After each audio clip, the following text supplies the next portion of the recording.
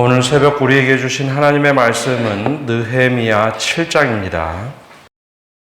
제 7장. 성벽이 건축되매 문짝을 달고 문지기와 노래하는 자들과 레위 사람들을 세운 후에 내 아우 하나니와 영문의 관원 하나냐가 함께 예루살렘을 다스리게 하였는데, 하나냐는 충성스러운 사람이요 하나님을 경외함이 무리 중에서 뛰어난 자라.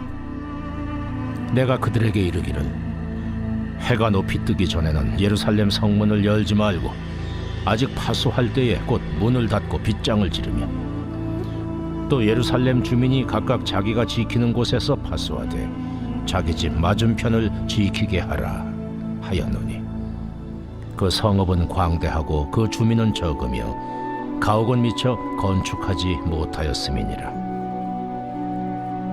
내 하나님이 내 마음을 감동하사 귀족들과 민장들과 백성을 모아 그 계보대로 등록하게 하심으로 내가 처음으로 돌아온 자의 계보를 얻었는데, 거기에 기록된 것을 보면 옛적에 바벨론 왕 느부갓네살에게 사로잡혀 갔던 자들 중에서 노임을 받고 예루살렘과 유다에 돌아와 각기 자기들의 성읍에 이른 자들, 곧 스룹바벨과 예수아와 느헤미야와 아사랴와 라암야와 나하마니와 모르드게와 빌산과 미스베렛과 비그웨와 느훔과 바나와 함께 나온 이스라엘 백성의 명수가 이러하니라.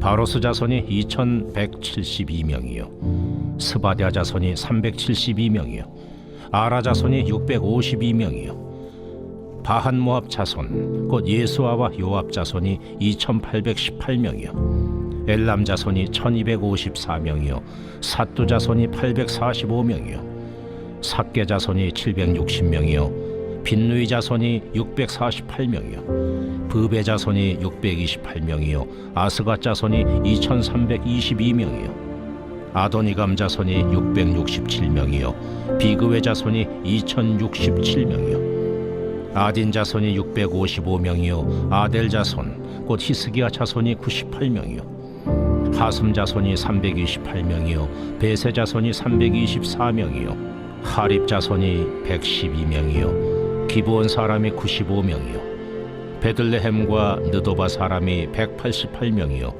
아나도 사람이 128명이요 벳아스마웨 사람이 42명이요 기리앗 여아림과 그비라와 부에로 사람이 743명이요 라마와 게바 사람이 621명이요 믹마스 사람이 122명이요 베델과 아이 사람이 123명이요 기타 느보 사람이 52명이요 기타 엘람 자손이 1254명이요 하림 자손이 320명이요 여리고 자손이 345명이요 로드와 하딧과 오노 자손이 721명이요 스나 자손이 3930명이었느니라.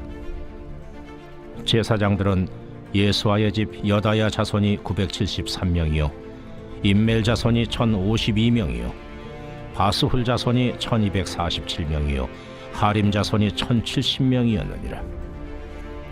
레위 사람들은 호드야 자손 곧 예수아와 간미엘 자손이 74명이요 노래하는 자들은 아삽 자손이 148명이요 문지기들은 살름 자손과 아델 자손과 달문 자손과 아굽 자손과 하디다 자손과 소베 자손이 모두 138명이었느니라.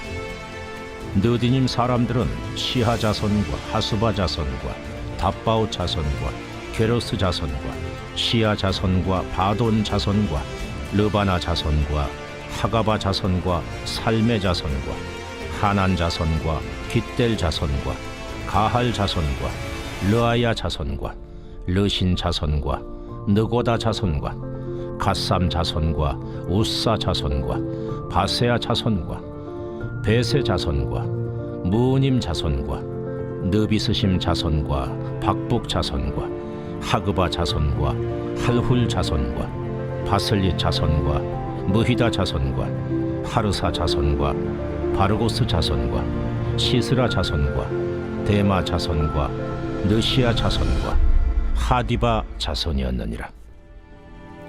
솔로몬의 신하의 자손은 소대 자손과 소베렛 자손과 브리다 자손과 야알라 자손과 다르곤 자손과 깃델 자손과 스바디아 자손과 핫딜 자손과 보게렛 하스바임 자손과 아몬 자손이니 모든 느디님 사람과 솔로몬의 신하의 자손이 392명이었느니라. 델멜라와 델하르사와 그룹과 아돈과 임멜로부터 올라온 자가 있으나 그들의 종족이나 계보가 이스라엘에 속하였는지는 증거할 수 없으니 그들은 들라야 자손과 도비야 자손과 느고다 자손이라. 모두가 642명이요 제사장 중에는 호바야 자손과 학보스 자손과 바르실레 자손이니 바르실레는 길르앗 사람 바르실레의 딸 중에 하나로 아내를 삼고 바르실레의 이름으로 불린 자라. 이 사람들은 계보 중에서 자기 이름을 찾아도 찾지 못하였으므로 그들을 부정하게 여겨 제사장의 직분을 행하지 못하게 하고 총독이 그들에게 명령하여 우림과 둠밈을 가진 제사장이 일어나기 전에는 지성물을 먹지 말라 하였느니라. 온 회중의 합계는 42,360명이요 그 외에 노비가 7,337명이요 그들에게 노래하는 남녀가 245명이 있었고 말이 736마리요 노새가 245마리요 낙타가 435마리요 나귀가 6,720마리였느니라. 어떤 족장들은 역사를 위하여 보조하였고 총독은 금 1,000드라크마와 대접 50과 제사장의 의복 530벌을 보물국간에 드렸고 또 어떤 족장들은 금 2만 드라크마와 은 2,200만회를 역사국간에 드렸고 그 나머지 백성은 금 2만 드라크마와 은 2,000만회와 제사장의 의복 67벌을 드렸느니라.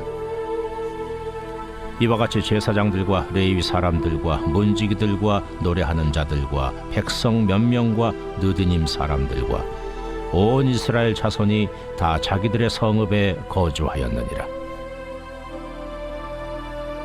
오늘 새벽에도 하나님의 은혜와 평강이 함께 하시기를 축복합니다. 이제 무너져서 재기능을 하지 못했던 성벽이 52일 만에 중수가 되고 이제 성벽의 면모를 갖추게 되었습니다. 그러면 이제 다 모든 공사가 끝났으니 다 이제 이루었다라고 할 수 있는가? 흔히 말해서 이런 공사가 끝나고 나면 흔히 샴페인을 터뜨린다라는 표현을 씁니다. 그런데 오늘 말씀에 나오는 느헤미야는 그렇게 하지 않습니다. 보통 많은 경우에 목표를 달성하거나 고난의 터널을 지나가면 이제 다 됐다. 예를 들어서 뭐 시험에 합격하거나 사업이 안정되거나 건물이 준공 다 되면 야 이제 다 끝났다라고 생각하기가 쉽고 긴장의 끈을 놓는 경우가 많습니다. 신앙생활도 그런 경우가 있죠. 지난주에 우리 교회학교 연합으로 여름 신앙 수련회가 끝났는데 수련회가 끝나고 나면 이제 다 했다라는 생각이 몰려올 때가 있습니다. 그래서 오히려 반대로 잘했다라는 것 이면에 몰려오는 무기력감이 찾아오곤 합니다. 이제 52일 만에 성벽이 재건됐으니까 엄청난 집중력과 에너지를 쏟아서 성벽을 재건했습니다. 그러면 이제 다 된 것일까? 오늘 말씀에는 그 이면의 이야기들을 담고 있습니다. 야, 이게 다 끝난 것인가? 성벽을 재건한 이유가 무엇인가라는 거죠. 성벽을 재건하며 그때 느헤미야가 외쳤던 것이 있습니다. 우리가 다시는 수치를 당하지 말자. 하나님을 향한 예배를 회복하자가 성벽을 재건하는 목적이었습니다. 근데 보통 이런 대규모 공사를 하거나 하면 진짜 본질은 사라지고 그 과정과 그 일에만 집중해서 그 성벽 재건하는 데만 모든 에너지를 쏟는 경우가 있죠. 근데 느헤미야라는 지도자는 이거 왜 우리가 만드느냐, 이 성벽을 왜 우리가 건축하느냐, 거기에 목적과 본질에 한 번도 잃어버리지 않고 온전하게 준비를 합니다. 그래서 1절에 이렇게 기록되어 있습니다. 성벽이 건축됨에 문짝을 달고 문지기와 노래하는 자들과 레위 사람을 세운 후에 어제 말씀을 보면 호시탐탐 주변에 있는 사람들이 성벽의 틈을 찾아다녔습니다. 흔히 이제 마귀가 우리 삶에 허점이 없는지 틈을 찾는 것과 똑같이 틈을 찾는데 틈이 없었다. 그러나 문짝을 아직 달지 못했다라는 말씀으로 어제 6장의 말씀이 시작을 합니다. 다 성벽은 이루었으나 문짝을 아직 달지 못했던 상황. 여러분, 성벽을 다 건축했는데 문짝을 달지 못했다. 여러분, 그건 미완의 완성이죠. 성벽에 문짝을 달고 그걸 막고 열고 하는 기능이 있어야 제대로 된 성벽이 됩니다. 고대 영화를 보면 전쟁할 때 성벽 하나를 뚫으려고 노력을 하죠. 특별히 성벽을 뚫는데 그게 어려우니까 성벽에 있는 문 하나를 뚫으려고 엄청난 애를 씁니다. 그거 하나 뚫리면 성 전체가 무너지거든요. 그래서 성문을 뚫으려고 열심히 노력하는데 이 성벽이 건축되자마자 성문을 다는데 제일 우선순위를 둔 후에 문지기와 노래하는 자들과 레위 사람을 세웠다라는 게 이제 도대체 어떤 의미일까? 바로 예배하는 사람들의 준비를 마쳤다라는 겁니다. 원래 이 성벽을 재건한 이유는 성전도 중요했지만 성전에 들어가는 그 과정에 성벽이 무너졌기 때문에 온전하게 예배할 수 있는 안전한 틀이 없었다는 거죠. 그래서 성벽을 재건하고 수치를 당하지 말자라고 했습니다. 그러면 그 본질, 예배를 우리가 어떻게 드릴 거냐. 그래서 노래하는 자들, 그리고 레위 사람들, 문지기를 그 자리에 세우기 시작합니다. 성벽은 거창함을 자랑하기 위한 목적이 아니라 세속적인 것의 침범을 막고 우리가 온전하게 예배하기 위한 울타리죠. 그러면 예배를 준비해야 하는 것이 맞는 겁니다. 그래서 문지기와 함께 노래하는 사람들, 즉 찬양대 예배자를 세웠고 예루살렘을 단순히 군사도시가 아니라 하나님께 예배하는 곳으로 바꾸려고 하는 거죠. 또 문지기, 즉 파수꾼이 없으면 이 틀이 제대로 운영되지 않으니 그것부터 차근차근 세워갑니다. 그게 본질을 잃어버리지 않는 성벽 재건의 목적입니다. 그리고 나서 2절과 3절에 충성된 하나님의 사람을 세웁니다. 2절에 보면 이렇게 나오죠. 내 아우 하나니와 영문의 관원 하나냐가 함께 예루살렘을 다스리게 하였는데 하나냐는 충성스러운 사람이요 하나님을 경외함이 무리 중에 뛰어난 자라.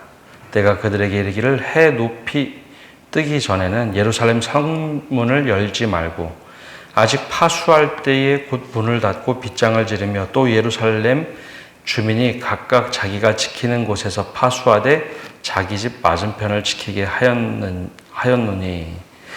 느헤미야가 예루살렘을 다시 복원하며 통치권과 보안을 맡긴 인물은 하나냐였습니다. 물론 이제 하나니라는 아우도 있었지만 이 아우와 함께 하나냐를 세웠는데 하나냐의 중요한 것은 그가 어느 집안 사람이냐, 그가 얼마나 유력한 집안 사람이냐 그런 스펙을 보지 않았습니다. 그를 향해서 말하는 것은 딱 두 가지입니다. 그는 무엇을 맡겨도 충성된 사람이었다라는 거죠. 충성된 사람. 무엇을 맡겨도 정말 열심히 최선을 다할 사람. 그리고 하나님을 경외하는데 무리 중에 뛰어난 사람이었다라는 거죠. 하나님께 예배하는 곳에 전체를 맡겨야 되는데 이걸 누구에게 맡겨야 되느냐? 하나냐라는 사람이 아주 충성되고 하나님 앞에 정말 신실한 사람이었다라는 거죠.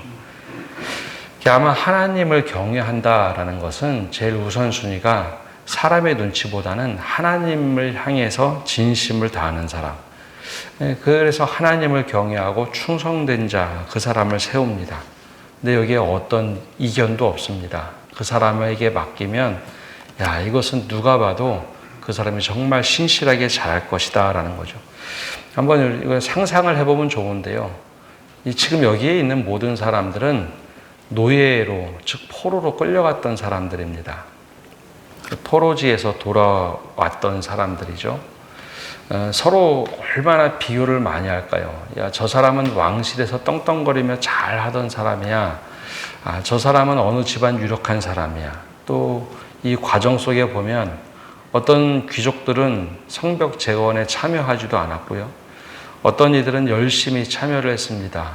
또 그 과정에 귀족들과 또 지도자들이 고리대금을 하는 경우도 있어서 사람들을 같은 히브리인임에도 불구하고 종으로 삼았던 일도 있습니다. 그 짧은 기간이었는데 이렇게 수없이 많은 일들이 있었는데 누구를 세워야 정말 이 성벽이 잘 관리가 되고 예배가 제대로 진행될까? 아마 귀족들 중에 한 명을 세웠으면 수많은 정치적인 암투가 있었겠죠. 그래서 그런 사람을 세우지 않습니다. 다른 무엇보다도 충성된 사람, 그리고 하나님을 경외하는 사람. 바로 이것이 영적 리더십이죠.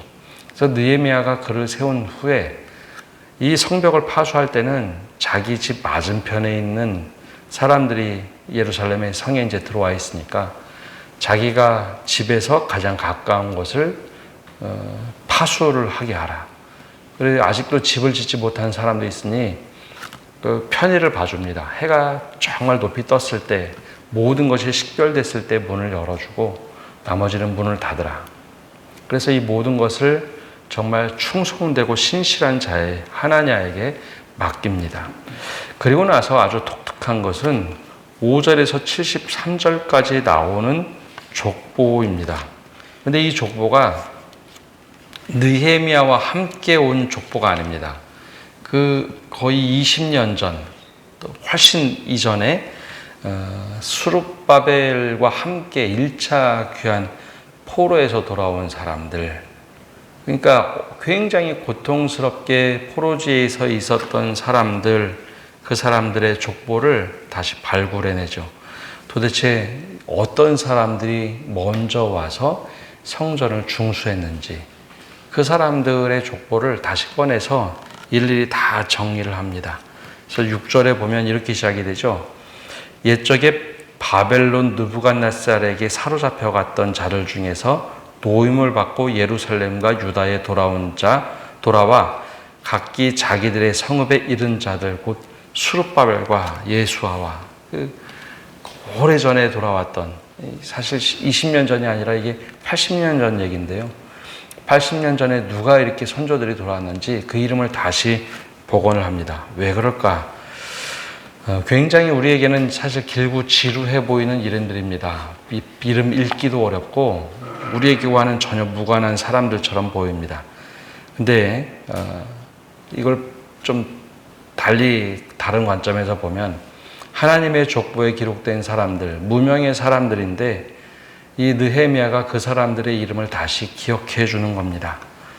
우리 선조들 중에 아무도 안 돌아오려고 할 때 포로로 끌려가서 돌아오기 싫고 그곳에 이미 정착해서 70년 동안에 3세대를 이루고 포로지라고는 했지만 여러분 바벨론을 거쳐서 페르시아 문명은 엄청난 문명이었습니다. 우리가 세계 역사를 배우다 보면 페르시아 그러면 아주 뛰어난 문명 국가로 우리가 기억을 하고 있죠. 그래서 그곳에서 정착하며 살던 이들 중에 100%가 돌아온 게 아닙니다. 우리가 여기에 어떻게 뿌리를 내고 살았는데 우리는 그냥 여기에 살련다. 그런 사람들이 있는가 하면 야, 우리 고향으로 돌아가서 폐허가 된 고향의 예배당, 쉽게 얘기하면 성전이니까 예배당을 새롭게 재건하자. 그래서 기득권과 모든 것을 내려놓고 돌아왔던 사람들, 아무도 사람들이 기억해 주지 않지만 그들의 이름을 다시 한번 기억해 주는 것. 그게 느헤미야가 성벽을 재건하고 다시 그들의 이름을 불러주는 겁니다. 성벽을 다 완공한 직후에 자기들과 함께한 사람들의 이름을 부른 것이 아니라 80년 전 어느 누구도 기억하지 못하는 사람들을 기억합니다. 그래서 그 이름을 쭉 불러주고 계보를 이야기하죠. 하나님께서 기억하시기에 우리도 기억하겠습니다 라는 겁니다. 이제 교회의 역사도 마찬가지고, 우리가 나중에 우리가 정말 교회가 힘들어지고 어려워질 때, 우리 교회가 어려워질 때 누가 우리 교회를 위해서 헌신했는가? 그냥 교회를 다녔다, 뭐 임원을 했다가 아니라, 정말 가장 힘들 때 누가 주님의 몸된 교회를 위해서 헌신했는지, 마치 느헤미야가 그 이름을 80년 전에 사람들의 이름을 꺼내서 읽는 겁니다. 근데 그때도 이게 그 앞에 나왔던 에스라서에도 나왔던 명단인데요. 오늘 말씀에도 64절에 보면 아주 독특한 이야기를 적어 놓습니다. 64절과 65절에 보면, 이 사람들은 계보 중에서 자기 이름을 찾아도 찾지 못하였으므로 그들을 부정하게 여겨 제사장 직분을 행하지 못하게 하고, 총독이 그들에게 명령하여 우림과 둠밈을 가진 제사장이 일어나기 전에는 지성물을 먹지 말라 하였느니라. 이게 무슨 얘기냐면, 고향으로 돌아왔을 때 사람들이 굉장히 적었습니다. 예배를 해야 되는데 제사장들이 많이 필요했죠. 우리가 제사장 이야기를 보면 48개의 반열을 따라서 24개의 반차, 해서 48개의 반차, 그러니까 48개의 그룹으로 나눠서 예배를 드리도록 합니다. 이게 거기 기본적으로는 24개고 더 나눠서 48개의 반차인데요. 예배를 드리려면 그 많은 제사장들이 필요한데 원칙을 지킵니다. 제사장들 다 보니 70년 동안 제사장들 중에 족보가 없는 사람들이 생겨납니다. 즉 제사장들이 그냥 무분별하게 결혼한 거죠. 족보가 없는 사람들인데 제사장이라고 불렸던 사람들, 숫자가 적으니까 이 사람들 그냥 다 시키자, 그렇게 하지 않았다는 겁니다. 수룹바벨이, 그리고 예수아가 그렇게 하지 않고, 이 분명히 제사장 직분이라고 본인들은 말하는데 확인되지 않으니까 제사장의 역할을 시키지 않습니다. 그리고 우림과 둠밈을 가진 제사장, 완벽하게 준비된 제사장이 일어나기 전에는 지성물도 먹지 못하게 하죠. 그래서 하나님께 드리는 예배를 아주 철저하게 지켰던 것이 수룹바벨과 예수아가 와서 처음에 성전을 지었을 때 행했던 행동들입니다. 어려우니까 그냥 대충 하자가 아니라 그거 철저하게 지켰고, 우리도 그렇게 따라하겠다라는 거죠. 오늘 말씀을 보면 성벽을 재건하는 그 대역사도 중요하지만 더 중요한 것은 우리가 왜 이걸 했느냐, 하나님께 예배하기 위해서 했기 때문에 성벽을 세우자마자 문짝을 달고 거기에 파수꾼을 세웁니다. 쌓는 것보다 더 중요한 것은 성벽을 지키고 그곳에 예배를 준비하고, 그리고 우리가 어떻게 이 자리까지 오게 됐는지 역사를 한번 쭉 훑어보죠. 우리도 마찬가지입니다. 어떤 일을 하다 보면 그 일에 매몰이 돼서 더 본질적인 것을 잃어버리는 경우가 참 많습니다. 그 일이 중요한 것이 아니라 그 일을 왜 하는지, 왜 우리가 이것을 해야 되는지, 그걸 잃어버리면 성벽을 재건했다 할지라도 얼마 되지 않아서 또 다른 곳에 허물어지는 성벽을 경험할 뿐입니다. 예배를 위해서 이 일을 감당했는데 이 일을 우리가 제대로 좀 준비하자. 이 느헤미야가 오늘 말씀을 통해서 이것을 도전합니다. 우리에게도 동일하게 성벽 재건이라는 거대한 역사가 있다면 그 뒤에 우리가 이것을 왜 했는지, 예배를 온전하게 드리고 성벽을 파수하는 것이 더 중요하다는 것, 우리 삶의 어떤 부분이 그런 부분인지 말씀을 통해 다시 한번 살펴보고 믿음으로 살아가시는 성도 여러분 되시기를 바랍니다. 기도하겠습니다. 하나님, 오늘도 저희가 주님 앞에 나와서 말씀을 듣고 나갑니다. 하나님, 50일 동안에 정말 전심을 다해서 성벽을 재건하고 이제 끝이다, 우리 쉬자, 그렇게 영적으로 나태해졌던 것이 아니라 오히려 바로 성벽에 문을 달고 파수하는 사람들, 문지기를 세우고, 그리고 하나님께 예배할 사람들, 찬양대를 세우는 여정을 봅니다. 우리에게도 어떤 사역이 주어졌을 때 이것을 우리가 왜 하는지, 그 사역에만 매몰돼서 그것만 잘하면 되지가 아니라 우리가 왜 이것을 하고 왜 의미가 무엇인지 바르게 깨닫고 사역을 감당할 수 있는 은혜를 허락하여 주시옵소서. 그리고 사람을 세울 때 다른 무엇보다도 충성된 사람, 그리고 하나님을 경외하는 사람, 그래서 이 일을 잘 감당하되 하나님 편에서 모든 사역을 바라보고 해석하고 사람들을 세울 만한 그런 일꾼들이 세워지도록 은혜 내려 주옵소서. 또한 역사 속에 잊혀졌던 사람들의 이름을 다시 다 부르며 하나님께서 우리에게 무엇을 맡기고 어떤 사람들이 헌신했는지 그 계보를 다시 기억했던 느헤미야의 모습을 통해 우리 또한 그런 이름 중에 한 사람으로 기억되도록 오늘의 삶을 주님께 믿음으로 헌신하며 살아갈 수 있도록 은혜 내려 주옵소서. 우리 토요일과 주일에 물놀이장을 개장합니다.